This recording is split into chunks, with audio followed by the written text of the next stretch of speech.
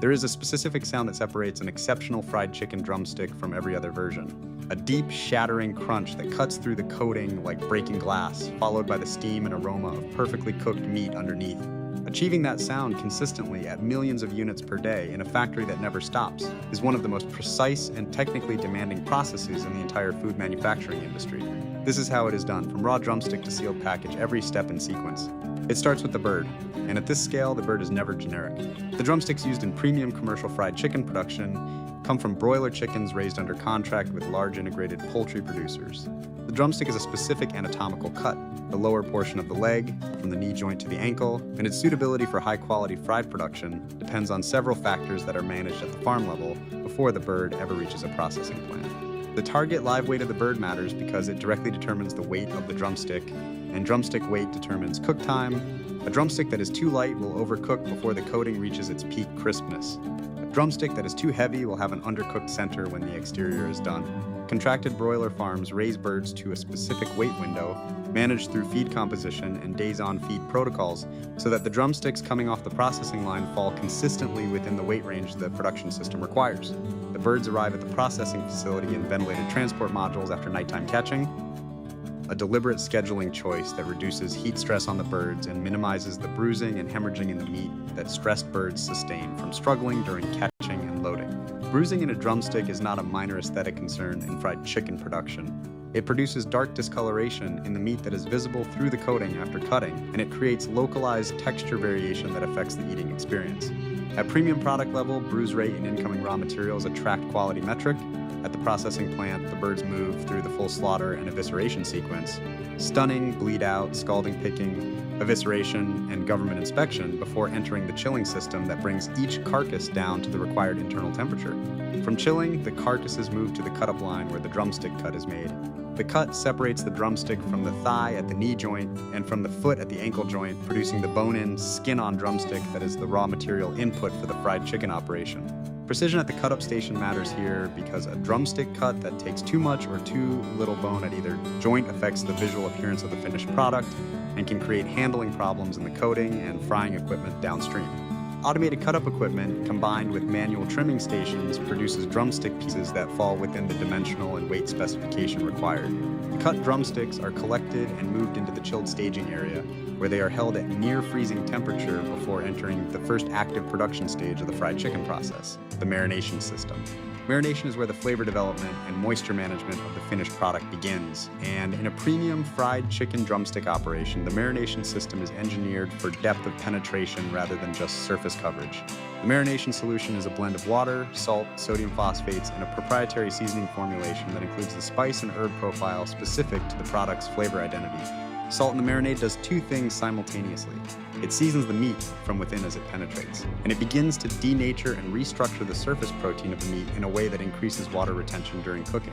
The phosphates work alongside the salt to further increase the water-holding capacity of the muscle tissue by modifying the charge state of the myofibrillar proteins, the structural proteins of the muscle fiber, causing them to hold more water within their structure.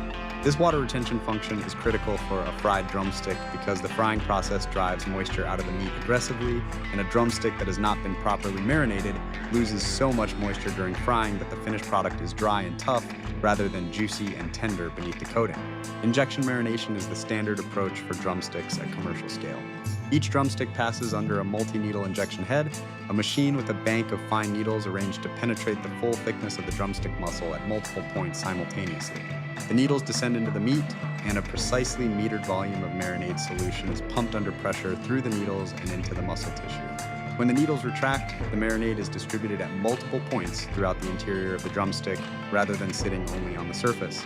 The injection volume is controlled by the machine's pumping system and calibrated to achieve a target marinade uptake, expressed as a percentage of the raw drumstick weight that falls within the specification for the formula.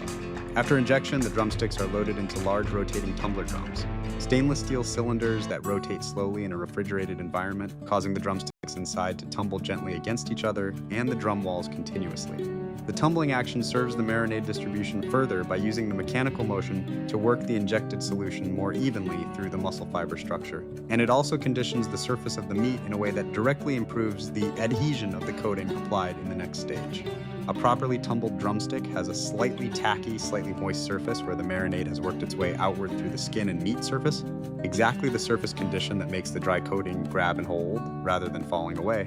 Tumble time is controlled by a timer on the drum's rotation system, and the drum environment is maintained at refrigerated temperature throughout to keep the meat cold and safe during the process. The marinated, tumbled drumsticks are removed from the drums and staged for the coating line, the most technically critical stage in the entire production process, and the one that most directly determines whether the finished product achieves the crunch level that defines a premium fried drumstick. The coating system for a high crispiness fried chicken drumstick uses multiple layers applied in a defined sequence, and each layer has a specific functional role in the finished coating architecture. The first layer is a liquid produst, a thin, low viscosity slurry of fine flour, modified starch, and water that is applied to the surface of the marinated drumstick by running it through a bath or curtain of the produst liquid. The produst layer creates a uniform adhesion surface on the skin that would otherwise be difficult to coat consistently. Raw chicken skin is relatively smooth and slightly waxy, and dry coating applied directly to untreated skin tends to adhere unevenly and fall away from smooth or curved surfaces. The pre-dust locks onto the skin surface and creates a slightly rough, absorbent base that the subsequent dry coating can grab uniformly. The pre-dust coated drumstick immediately moves into the dry breading station, a wide, deep bed of the seasoned flour coating blend that is the primary flavor and texture building layer of the finished crust. The dry breading for a premium crispy fried drumstick is a carefully formulated blend of wheat flour, modified starches, leavening agents, salt, and the seasoning profile specific to the product. The modified starches in the blend are a key technical component. They have different gelatinization and moisture absorption characteristics than wheat flour alone, and their inclusion in the coating formula is what drives the exceptional crispiness of the finished product. When the starch-containing coating hits the hot oil in the fryer, the starches gelatinize rapidly and then dehydrate as moisture is driven off, forming a rigid, glassy matrix that produces the shattering crunch that distinguishes truly crispy fried chicken from a merely crunchy version. The leavening agents in the dry blend generate gas bubbles within the coating as it heats in the oil, creating a slightly porous internal structure in the crust that adds to the crispiness and prevents the coating from becoming too dense or doughy. The drumstick is pressed into the dry breading bed and then flipped, ensuring full coverage on all surfaces. Pressure is applied either by mechanical impingement rollers above the breading conveyor or by hand pressure in smaller operations to work the dry coating into the surface contours of the drumstick, particularly around the joint ends and the bone area where the geometry makes uniform coating difficult. The pressure applied at this stage is controlled because overpressing compresses the coating and reduces the leaven porous structure, while underpressing leaves loose surface coating that falls off in the fryer and creates both quality and operational problems. After dry breading, the drumstick enters the liquid batter stage, and this is the layer that most dramatically determines the final visual appearance and crunch character of the finished product. The liquid batter is a more complex formulation than the pre-dust. It's a viscosity-controlled slurry of flour, starches, leavening agents, seasoning, and water, mixed to a specific consistency that coats the pre-breaded drumstick in a layer thick enough to build significant crust mass, but fluid enough to flow over the contours of the piece and seal the dry breading underneath. The batter is maintained at a controlled temperature and viscosity throughout the production shift. Viscosity is checked regularly during production because the batter thickens as flour hydrates over time, and a batter that becomes too thick produces an excessively heavy coating that doesn't cook through properly in the fryer cycle. The drumstick passes through the batter curtain or bath and exits coated on all surfaces in a smooth, evenly applied liquid layer that covers the dry breading completely. The fully coated drumstick, pre-dust, dry breading, and batter all applied in sequence now enters the pre-fryer. The pre-fryer is a short, continuous oil bath at a temperature typically between 320 and 360 degrees Fahrenheit. The drumstick travels through the pre-fryer on a submerged conveyor for a brief timed pass, long enough to set the outer batter layer permanently, but not long enough to cook the interior of the meat. The purpose of this setting step is to lock the coating in place before the drumstick goes through freezing and further handling. A coating that has not been set by the pre-fryer absorbs moisture rapidly during any subsequent cold or damp environment and detaches from the meat, producing the single most common defect in breaded frozen chicken products, coating separation, where the crust slides off the meat when the product is cooked by the consumer. The pre-fryer prevents this by creating a permanently bonded, partially set crust that maintains adhesion through freezing, distribution, and the consumer's finished cooking. Coming out of the pre-fryer, the drumsticks are visually close to a finished fried product. The coating is pale golden, set, and already showing the irregular surface texture from the batter and breading combination. but they are not cooked through. The interior meat is still essentially raw, and the color is from the brief oil contact rather than from full cooking. This is the intermediate state, a pre-fried, par-cooked exterior with a raw or minimally heated interior that goes into the freezing system. The pre-fried drumsticks move from the fryer exit onto a draining conveyor that removes excess surface oil, then into a blast freezer.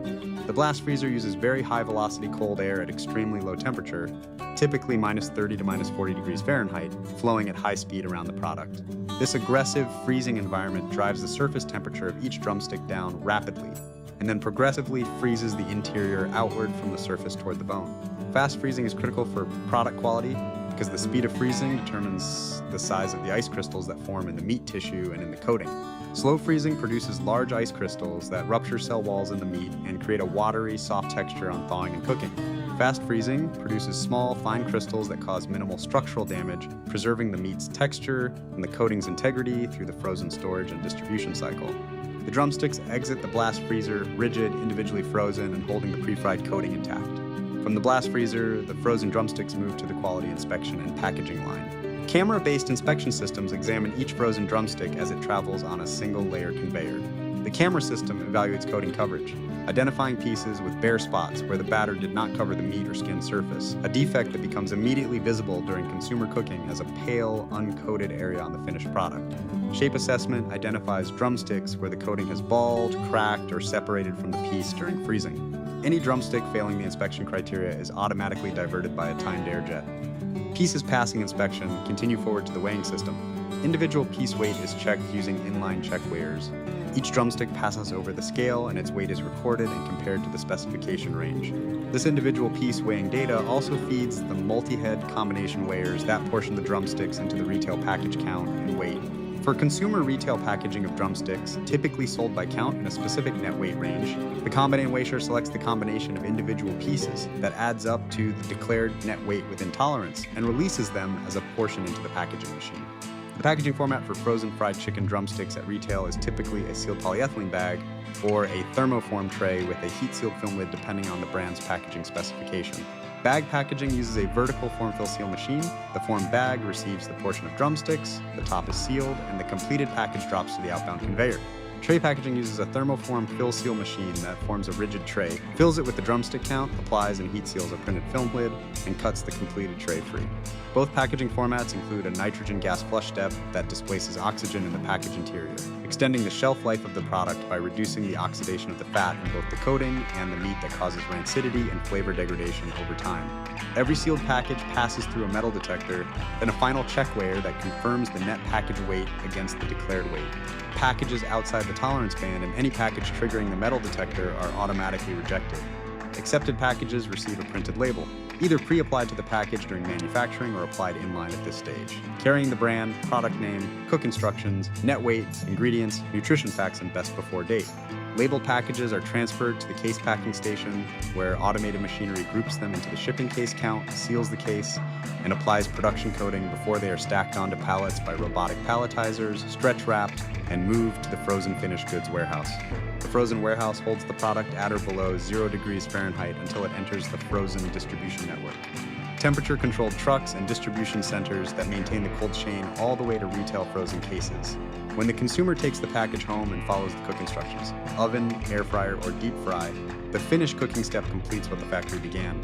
The interior of the drumstick, which was raw or minimally heated when it was frozen, reaches its fully cooked internal temperature during the consumer's cooking step. The coating, pre-fried and frozen, reheats and continues its cooking in the consumer's oven or fryer, developing the full color and the crunch that the coating formula was designed to produce. The starches that began gelatinizing in the pre-fryer complete their dehydration and rigidification. The leavened structure in the coating finishes expanding and setting, and the result, if the formula was right, the marination was right, the coating was applied correctly, and the pre-fry and freezing were done well, is the shatter crunch through the coating and the moist seasoned meat beneath it that the entire production process was engineered to deliver.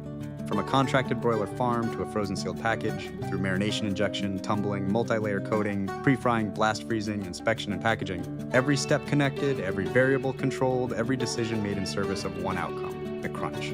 If this kind of detailed production story is what you come here for, a like takes 1 second and helps more than you might realize.